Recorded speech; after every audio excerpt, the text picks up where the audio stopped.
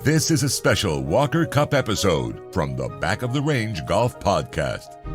The finest amateurs from Great Britain, Ireland, and the United States will face each other on May 8th and 9th at one of the most iconic golf clubs in the world. We know the teams, but a certain mystique surrounds the venue, Seminole Golf Club. In the next few weeks, you'll hear stories from Seminole members, former Walker Cup captains, USGA officials, and other special guests. These are the Seminole Sessions, a preview to the 2021 Walker Cup match. And now, your host, Ben Adelberg. Good morning and welcome back to the Seminole Sessions here at the Back of the Range Golf Podcast. I'm your host, Ben Adelberg. It's Tuesday of Walker Cup week. Cannot wait to get back to Seminole for the pinnacle of amateur golf. So my guest on this episode doesn't have a ton of experience in and around Seminole Golf Club. He won't be sharing any stories about the club, his extensive experience playing the course, but he's a guy that has fought his way through some ups and downs to earn his spot on the gb&i squad this year. I've run into him many times, whether it be at the Jones Cup or the SMU Invitational at Trinity Forest, and yes, he's even been to Merido. John Murphy left his home country of Ireland to play collegiate golf at the University of Louisville. Yes, I'm thinking the same thing as you are. He left Irish whiskey for Kentucky bourbon. That was my first thought. Maybe no one else thought that. All right, I need to edit this part out. Anyway, moving on. John has had an incredible journey in the game that has led him all the way to the Walker Cup. And while you might already know the stars of the U.S. squad like Cole Hammer and John Pock and Stu Hagestad, pay attention to Murphy this weekend at Seminole. And by the way, you can't miss him. Bright reddish orange hair. We talked about that as well in the episode. This is a fun one. Let's get into it. John, welcome to the Back of the Range. How are you? Good, thank you. Thank you for having me on. It's been a dream of mine to be on your podcast. Well, I'm glad I finally made it. But trying to butter up the host. I mean, look, let's just clear the air. You're on the gb&i team, and I'm an American, so I wish you well. But I'm rooting for the U.S. on the Walker Cup. But that's what I was getting at. I was trying to get one more on our side. I saw what you were doing, but that's okay. I don't blame you. Well, since we talked about it, congrats to being named to the gb&i squad. I can't imagine what that is like, and the chain of events that has occurred for you in the last, I guess, 2 or 3 years. We will kind of get in and provide a timeline to the listeners so they can kind of understand where I'm going with this, because it is fascinating from 2018 to 2021, the ups and downs and everything that's occurred. But my listeners here at the Back of the Range are just, laser sharp, highly intelligent people. And right now they're saying, wait a minute, this guy's got an accent. That's different. So, so let's talk a little bit about your start in the game. You're Irish, you're from Kinsale. So people that may not know Kinsale, talk to me about it. Where did you grow up? Where did you get into the game of golf?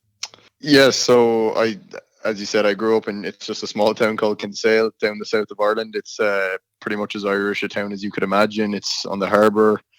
It's a really nice place. Everybody there is very friendly and welcoming, and it was just a really, really great atmosphere to grow up in. I suppose I didn't take up the game of golf. Well, I went out one day with one of my friends, Gary Ward, when I was about 12 years old. But to be honest, I didn't really play it properly until I was 15 or 16.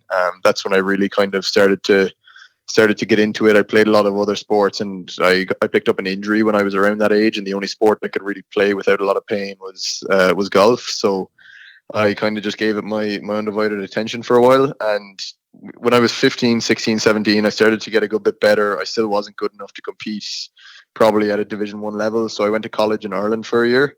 And during that year of college in Ireland, I thankfully, started to play well and won a couple of tournaments. And the assistant coach at Louisville at the time, Aaron O'Callaghan, offered me a spot basically on the team at that time. And because I loved Ireland so much and because I really enjoyed where I wasn't too sure if I wanted to come over and, have a new change of scenery and a new culture. And I was afraid I'd miss my family and miss home. But thankfully Aaron gave me that opportunity and I came over, and, I haven't really looked back since. It was definitely the best decision I've ever made. So, I'm very thankful that I got the opportunity. So it's, when I'm around collegiate players here and junior golfers here in the United States, the story that I hear most often is, and I've heard people getting into the game a little bit later, 13, 14, 15, but for the most part, I hear, I started playing with, my dad, or I got, dropped off at the course when I was 7 years old, and it just golf, golf, golf. And a lot of structured, a lot of structured practice time, instruction, playing in junior tournaments, and really checking off every box and progressing. So it sounds to me that did you have formal instruction? How did you actually progress and get better between 15 and, 17 and 18 to even get noticed by a school in Ireland? I suppose my coach back home, Ian Stafford, he kind of saw, I suppose, a potential in me, but I never really gave golf my full attention. So when I was about 15, I remember he called me into the back of, funnily enough, the back of his range. Back of the range there. It always happens. And called me in and said, look, I have to do a player profile on a player, and I'm going to have to spend a lot of hours with a player over winter. And he was coaching a lot of really good players at the time, but thankfully he saw something in me and saw potential and asked me if I wanted to do it. And I said, yeah, of course. So over that winter, I really put in a lot of work. I was playing off handicap of, I would say, six when I was 15, okay. And then when I was 16, I was playing off handicap of 6, and then over that winter from 16 to 17, I think I dropped a scratch that year, and I started to compete in a few high level boys events in Ireland, and I started to get my name out there a bit. But I do agree. I mean, there's so many people that would have been, I always say it, when I was 15 or 16 starting off at these events, I used to just be in awe of the people that were around me and how much better they were than me. And I'd finish my round and go back and find the good players and go watch them play. So I really just wasn't competitive at all at that stage. So I suppose I'm very lucky and thankful that I have been able to progress at such a level, because I know that it's not common. And I know a lot of people that I would have played at that age who don't play the game anymore. So I guess I'm very thankful that I got the opportunity to keep playing, and that Ian offered me the opportunity to coach me that winter and help me progress to another level. So yeah, it's I'm certainly lucky to be in the position I'm in.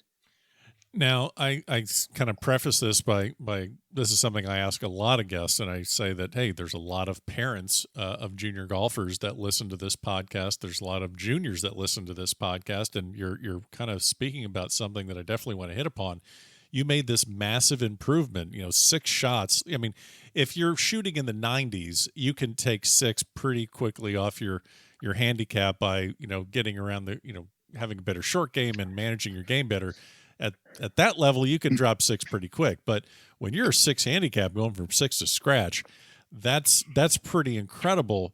So what part of your game did you really tackle to get yourself down to scratch from 6? Yeah, just thinking about it, I think certainly I got a lot stronger with my long game. I was always pretty coordinated, and I could get the ball around or up and down around the greens. But just my long game, that's where the best players in the world make up their ground, is off the tee into the greens, approach play. That's where they make their money. And so I just kind of tried to brush up on everything. And as you were saying about parents, thankfully my parents were very supportive of me, and they gave me everything I needed, but they never pushed me to do anything. So all of this work that I was doing was, completely on my own accord. I really wanted to do all of this. I wanted to get better. And I would have played a lot with these kids that I was telling you about that were a lot better than me at that age, and their parents were probably forcing them to do a lot more than what my parents were forcing me to do at that age. And I think in the end, they kind of fell out of love with the game, and they just felt too much parental pressure to continue. So I think that's one thing that's very important for parents, is to, allow the kids to do the work themselves and not force it upon them, because it makes the game so much more enjoyable, and it makes you want to get better yourself, as opposed to feeling like you have to get better. And that's something that I found very beneficial for me, and it's something I would encourage all parents to. And obviously, there's going to be exceptions where the likes of Tiger Woods, we saw how his father kind of forced everything upon him, and there's obviously going to be exceptions like that. But I feel like kids are just going to enjoy the game a lot more and have a much better time if there isn't that pressure on top of them all the time.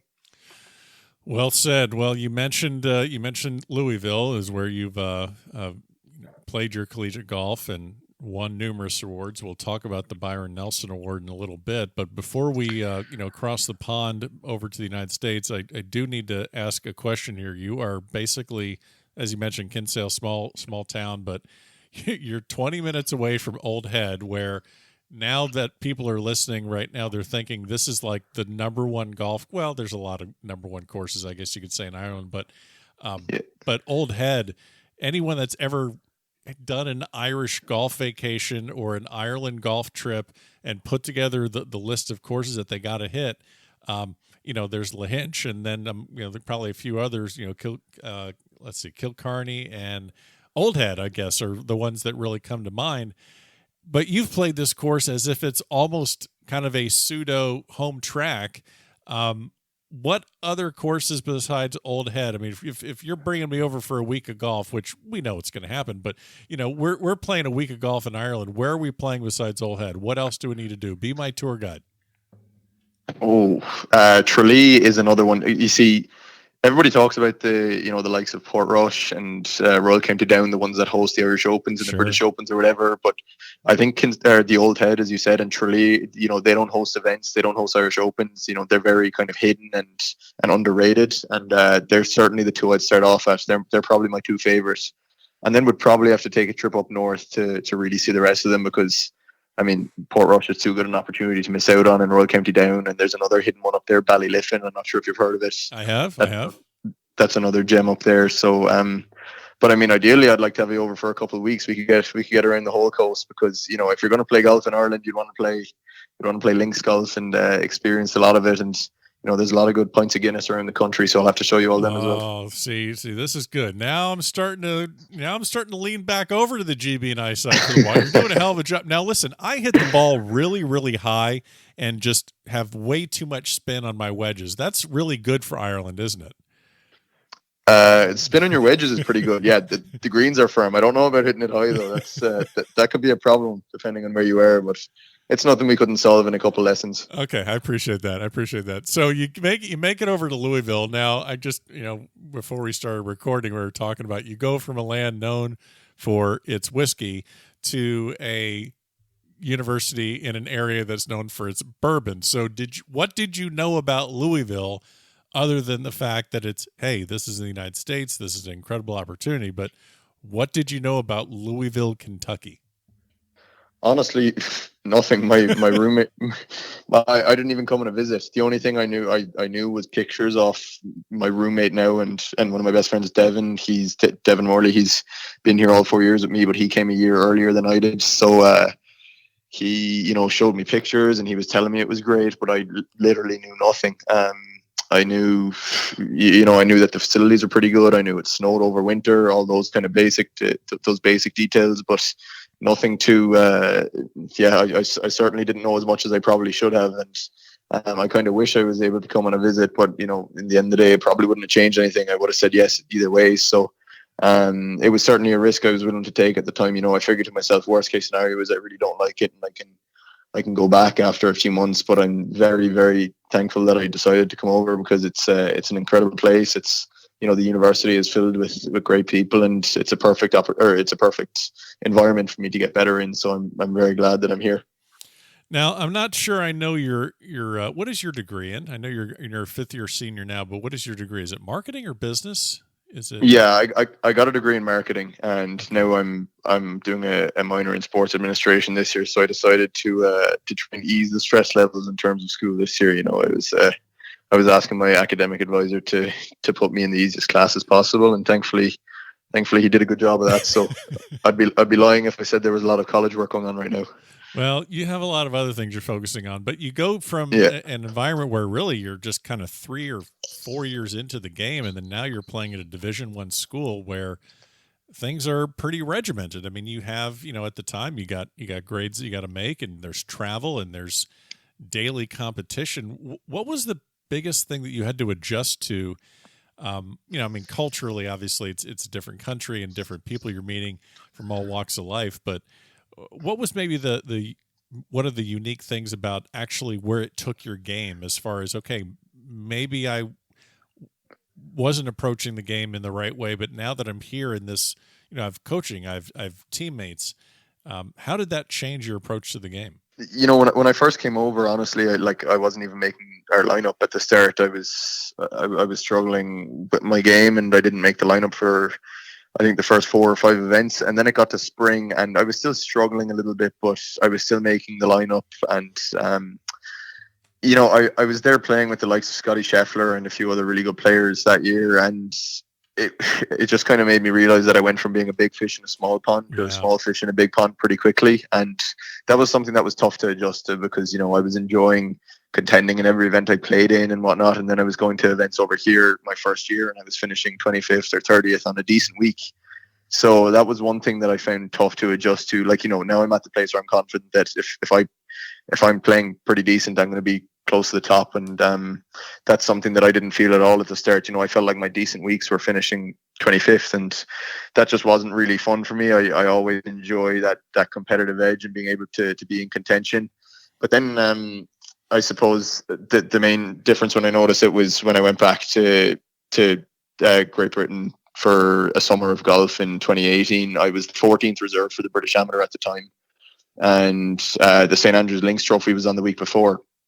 And I actually signed up for the St Andrews Links Trophy with a couple of hours to go, just thinking I'm probably not going to get in, but I'll give it a go. And as it turned out, the Golfing Union of Ireland had an exemption into that event, and they gave that exemption to me, and I went over. I think I was ranked 1,000, and the cutoff in the world for that event was 400, and I actually ended up going over and winning it. So that was kind of that was kind of a big breakthrough for me at the end of my first year of college. That's when I kind of realized, okay, this is working. My game is elevating, because certainly this time last year, this wouldn't have been an event that I was able to contend at.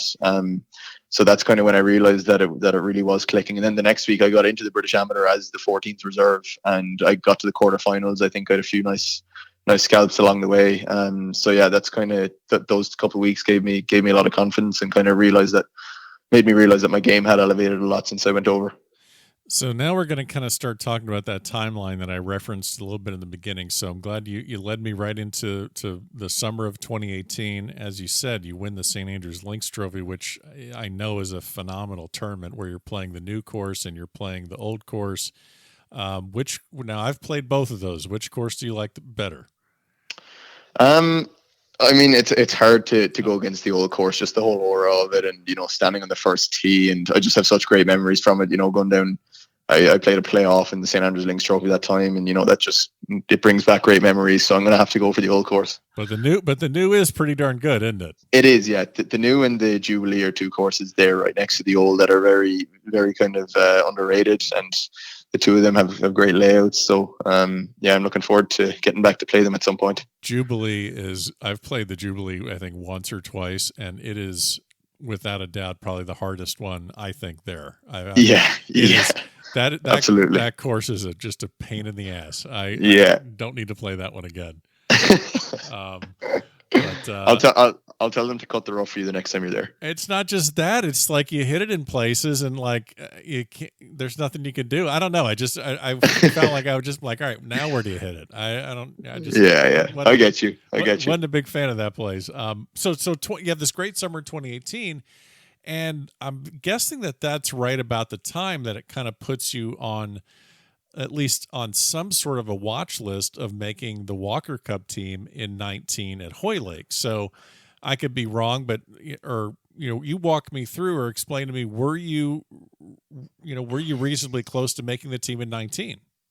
Yeah. So the summer of 2018, every other year, it's that there's a biennial tournament, and it's called the St Andrews Trophy, which is Great Britain and Ireland against the rest of Europe. Right. So that's basically the Walker Cup of the even years, we'll say. And I made that team in 2018, and then most of those guys turned professional going into 2019. So I mean, there was 9 of us on the team. Most of them turned professional. So there was only 2 or 3 of us left amateurs. And I was kind of thinking to myself going into 2019. I mean, if this team was picked right now, I'd be on this team. I mean, there's probably no two ways about it. So then, I remember just the start of 2019, kind of, it started off okay. I was playing a few college events, finishing 10th, 15th, 20th, all that. There was we hosted a regional. I finished 10th in a really good field. And then I think a big mistake that I made was I played the Brabazon Trophy, which is the English Amateur. I think maybe 2 days after or 3 days after we finished our our national championship at the Blessings. Right. So I just rushed from the Blessings back to Louisville, packed up all my stuff, went straight from there to Dublin Airport, went straight from Dublin Airport to Leeds, where the Brabazon was on. Had no time to practice or see my coach or debrief after the national championship. So I think that's a big mistake that I made, and I was just so eager to play everything. And I think another problem that I had was I was so focused on the Walker Cup, and I was thinking, okay, if I can finish here in this event and here in this event, right. I can make this team. But in the end of the day, good golf takes care of everything. So I'm very glad that I was able to kind of learn from that lesson. And so at the end of that year, when things weren't going my way, I kind of had a debrief with my coach, and we worked a lot on mindfulness and just being present and not thinking about too many things at once, and just staying in the moment. And that's something that, it's very cliche, but it's something that I've carried into my game, and I think it's certainly done me a lot of good. So since you got the right call about the Walker Cup in 2021, I have to ask, what was the call that you received that told you weren't on the team in 19? Was that pretty much the most brutal call you've ever gotten? No, to be honest, I didn't even get a call. Okay.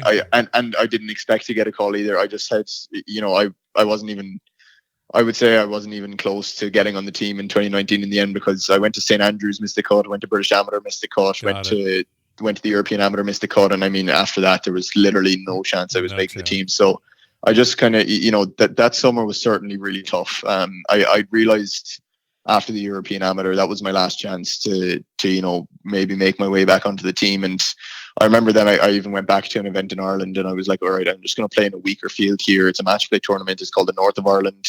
I'm just going to play in it and, try be in contention again and get back to where I feel I can gain some confidence. And, the top 64 make it to match play just out of, regular Irish amateurs, and I missed the cut. And I just remember after that, it was a year on from when things were going so well for me. And I just remember sitting in the car with my parents after and just being so frustrated. And, my parents obviously feeling sorry for me. They weren't putting any pressure on me or anything, but I just remember being so frustrated and, saying to my mom, I don't know if I can continue to do this.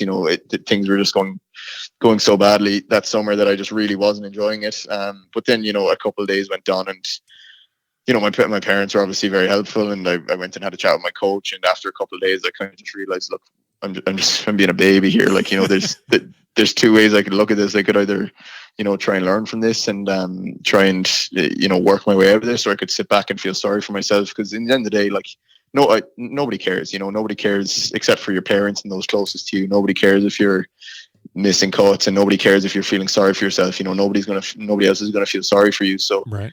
Might as well just try and work your way out of it, and try to take any positive you can and go from there. So that's what I did. I just went back to the drawing board and worked my way out of a few bad habits that I had.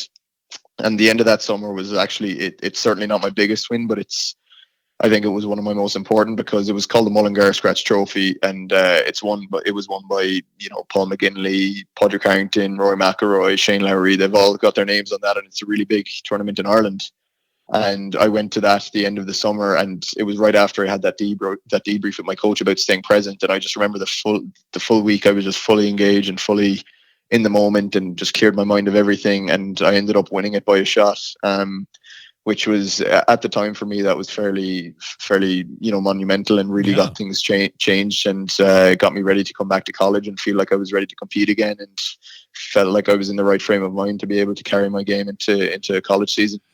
Well, your turnaround, and we've talked about these massive improvements in your game, going from a 6 handicap to scratch when you're, still in Ireland. And, you mentioned your freshman year at Louisville you had a scoring average of about 74, and, you're the owner of the lowest season scoring average in Louisville history at about 69 and change. So there's another 5-shot swing in a manner of 3 or 4 years. So you go through, like you said, you have a great summer in 18, not great summer in 19, and now we get to 2020.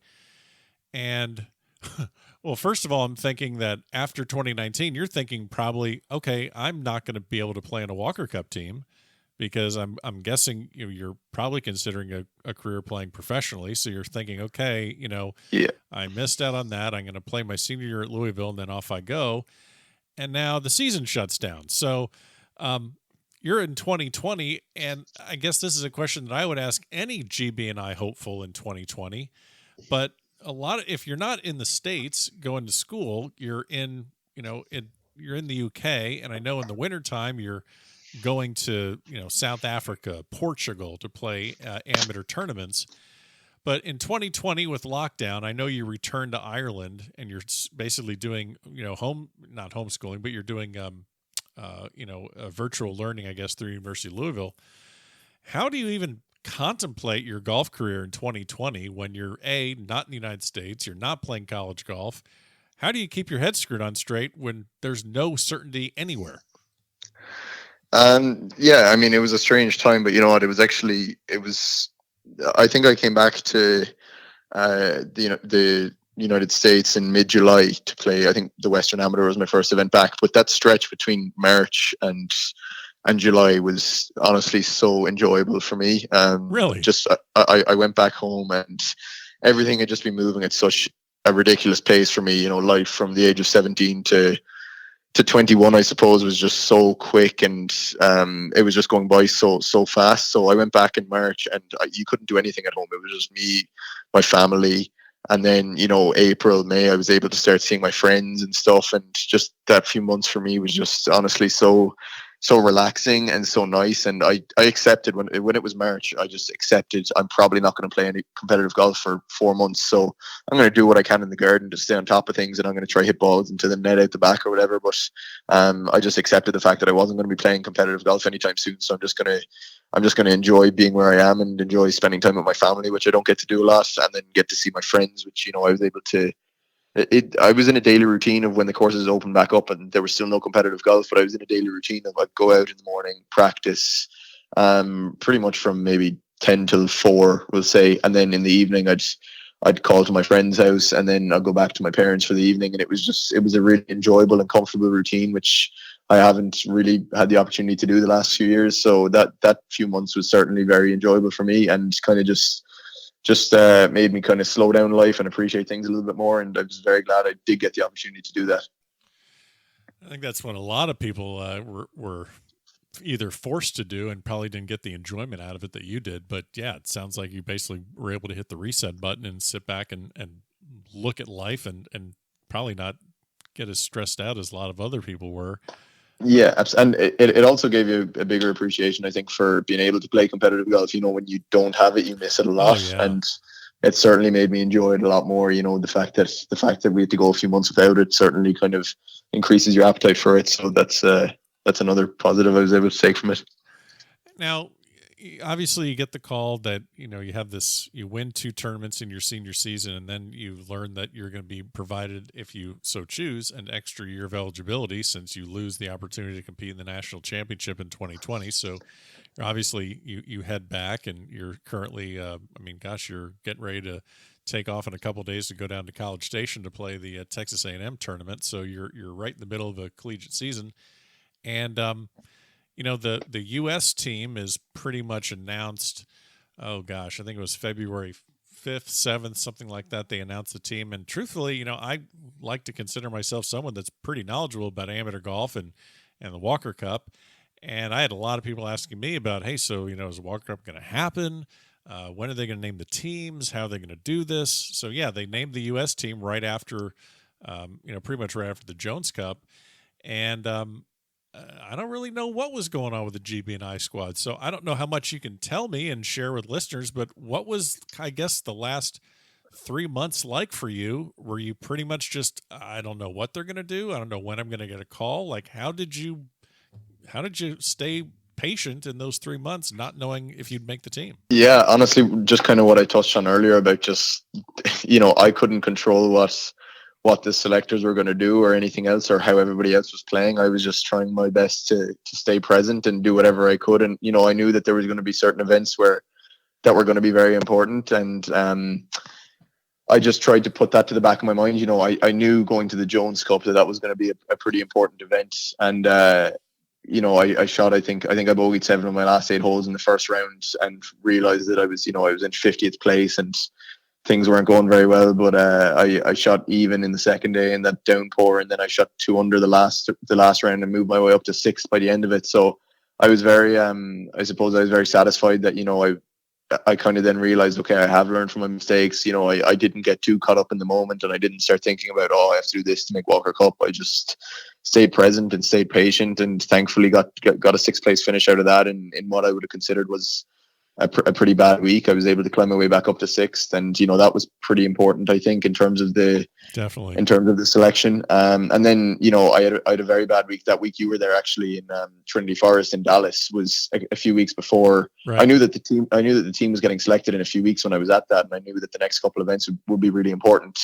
And I just had a disaster at that tournament in one of the rounds, and I think I finished around 42nd, and I was like, okay, that's certainly kind of inhibited my chances here. I'm going to have to I'm going to have to do something here. But then the next, I just went back, and I didn't panic. I didn't, I certainly kind of just stayed present and just went back to the drawing board. And I knew I was playing well enough to shoot good scores. And then next week we went down to the General Hackler down in South Carolina in Myrtle Beach, and again, I didn't at any point put any pressure on myself or feel the need to press or get impatient. I just stayed present and just let my golf do the talking. And I birdied the last to get into a tie for the lead, and I thought I was almost gonna get a win out of it, but I ended up coming second, and that was the week before I knew that the team was being picked, and that was certainly another very big result. So those 2 weeks really kind of solidified for me that I had learned from my mistakes and that I had grown as a player and matured. And they were certainly very satisfying weeks for me to be able to bounce back and show that I deserved a spot in the team. So I'm glad I was able to do that. So you get the call that you're on the team. Who's the first person you call after that? After you learn the news yourself, who's the first person you call? It was a really weird time because I was in the middle of a tournament and I was just off the phone to my parents, and then they went to bed, and then I checked my emails, and I got an email from the captain who had been trying to ring me that day because I was in the middle of a tournament, but right. I didn't see the missed calls. So I read the email and then went to ring my parents, but my parents had gone to sleep, and I was just so like, oh my gosh, I was just so kind of. I just really wanted to tell somebody. I really wanted them to. You could have called me. Why didn't you call me? Yeah, sorry, because we were told not to tell anybody, but that's fine. But our immediate family, and I know you pretty well by now, but not that well yet. I understand. Maybe someday. But certainly I was really egging to tell somebody, and it was a nervous wait the next morning. I actually surprisingly slept really well that night. I thought I would have struggled to get to sleep or whatever, but I just played a 36 whole day, so maybe that just knocked me out. But, the adrenaline just faded out. You were done. Yeah, and then the next day, I called my parents in the morning. I was obviously excited to tell them, and thankfully, a lot of people back home in Kinsale have shown abundant support for me since that. I've got an outpouring of texts and calls from people back home, so I'm very glad that I was able to make people happy back home, because certainly it's a tough time there right now, and they're still in lockdown, and I was glad to be able to bring some good news. Are your parents going to be able to come over for the Walker Cup or no? No, unfortunately not. There's no way into the USA right now with COVID obviously and whatnot. It's tough to get a visa to even get in here. So unfortunately, they're not going to be able to make it. But I know they've gone to everything they possibly could have over the years, and I know it's gonna kill them. It's going to be difficult for me not to have them here. But certainly there'll be plenty of events down the road that I'm hoping they'll get to go to and witness. So. But yeah, certainly there's no sugarcoating it. It would be nice to have them here. Oh, yeah. That's all right. We'll get over it. Yeah, that's what we got television for. So I'm sure they'll be watching. Absolutely, they'll be watching. So I'm sure everyone listening understands that the Walker Cup this year, Walker Cup is going to be at Seminole Golf Club, and I know you have stopped by and played a couple rounds, and I truly don't know if this golf course really benefits anyone on the U.S. side or the gb&i side. It's kind of on an island by itself with just a lot of mystique, and it just has it's such a challenging course. What are your immediate thoughts of Seminole and how it fits your game?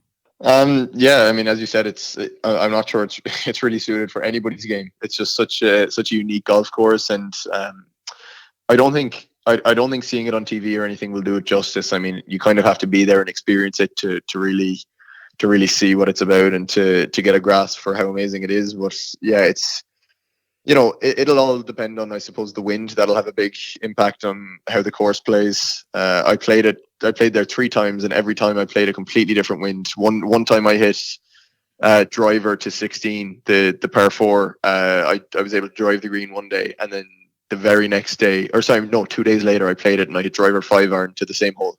Uh-huh. So I mean, it's just a completely different golf course depending on the wind. So I think that'll have a lot to do with it, and obviously around the greens is going to be very challenging and tricky. And I mean, if anything, that probably will realistically play into the hands of the Americans. So we'll see how that goes. But I mean, I think there's 6 of us here that are playing college golf in America that have gotten the feel for that style of golf now. So yeah, I mean, certainly there's no denying that we will be underdogs going into the match, but I'm certainly looking forward to the challenge of that. And individually, I wouldn't be afraid to stand up against anybody on the team on the first tee. So I'm looking forward to being the underdog and to trying to turn a few heads down there. I'm sure that you'll have no doubt. And you just mentioned turning heads. Now, I think I know the answer to this, but true or false, did you decide on Louisville because it matched your red hair, or is that just a rumor I'm hearing? No, that was actually a drawback for me. It clashes. I don't know if you noticed the uniform, but it's a little bit darker red, and yours got a little bit of the orange tinge to it. And I've always worn blue, and I did know that Kentucky was blue, and I couldn't do that. There's too much of a rivalry there. Yeah, so we might need to edit that out. I don't think I can let you go on record by talking about Kentucky. You can't do that. But and the thing with this Walker Cup, both teams get just outfitted with everything. I mean, you first of all, you gotta get fitted for your jacket for the opening ceremony, but you guys get trousers and pullovers and vests and shirts and hats and visors, but you can't wear any hats and visors because hey, you're a marketing major. You understand that you can't cover up the hair. I mean, you can't do that. I know. I was thinking the same thing, but I mean, I've gotten used to it by now. You got to brand yourself, man. I mean, you're going to be entering the pro ranks. You got to think smart, okay? Maybe the visor. Now that you say it, I haven't thought of that one yet. I haven't thought of exposing the hair up top, but let's see. I might have to look into that. I think you need to kind of test that out, and now's the time to do it, because if you need something different, you need to get on the horn and tell them, like, hey, look, this is. By the way, I'm John Murphy. But yeah, like let them know who you are, and then say this isn't going to work for me. So yeah, maybe I might have to give that a go. So I got to now one of my insiders, former guest on the podcast, goes by the name of Serge Hogue, and he is a caddy at Seminole. And I'll just mainly he's wearing one of my face masks, and he's like in the airport, and he'll send me a picture of it. So I get all sorts of weird pictures, but I'm getting this picture from Serge, and it's him, no surprise, wearing one of my masks, and it's you. And I'm like, oh dear God, Serge has kidnapped John Murphy. Did he take him to a racetrack? Are they at a casino? What happened? Because, I barely trust Serge on his own. So did he loop for you at Seminole, or did you just meet him? Like, talk to me about this.